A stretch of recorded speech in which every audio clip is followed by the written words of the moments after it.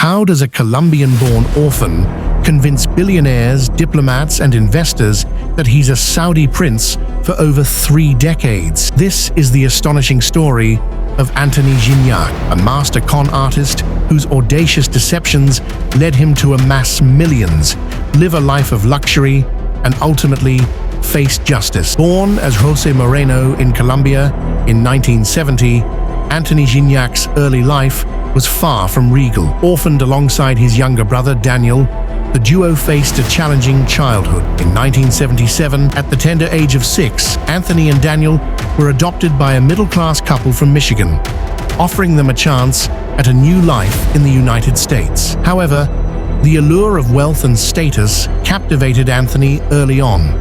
By the age of 12, he began impersonating royalty. His first known act involved convincing a Mercedes dealership salesman to let him test drive a car by claiming he was the son of a Saudi prince. This early success in deception set the stage for a lifetime of elaborate cons. Throughout the late 1980s and 1990s, Gignac refined his fraudulent persona. He adopted the alias Prince Adnan Khashoggi, named after the infamous Saudi arms dealer, and later presented himself as Prince Khalid bin Al Saud. With these identities, he defrauded numerous individuals and businesses, accumulating substantial debts under the guise of royal privilege. In 1991, the Los Angeles Times dubbed him the Prince of Fraud after he amassed significant hotel and limousine bills, promising that the Saudi royal family would cover the expenses. This particular scheme resulted in a 2-year prison sentence. Gignac's scams were not confined to the United States.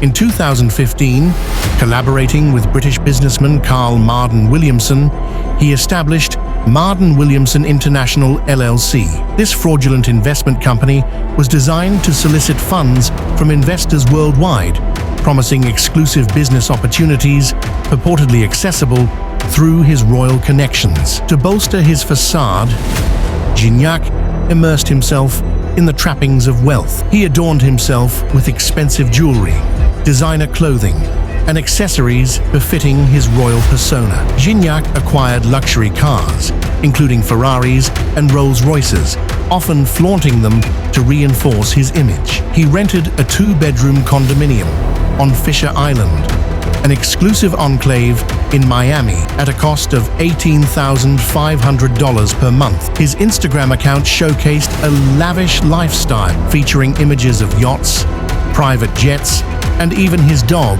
wearing a diamond-studded harness. These ostentatious displays convinced many of his authenticity, leading 26 investors from countries including the United States, Canada, the United Kingdom, Switzerland, and Hong Kong to entrust him with approximately $8 million. In 2017, Gignac's ambitions led him to target billionaire Jeffrey Soffer, owner of Miami's prestigious Fontainebleau Hotel. Gignac expressed interest in purchasing a $440 million stake in the hotel. To court the supposed prince, Soffer lavished him with gifts, including jewelry valued at over $50,000, and provided private jet flights.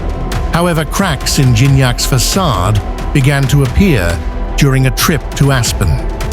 At a dinner, he ordered prosciutto, a form of pork which is forbidden in Islam, a surprising choice for a devout Muslim prince. This raised Soffer's suspicions.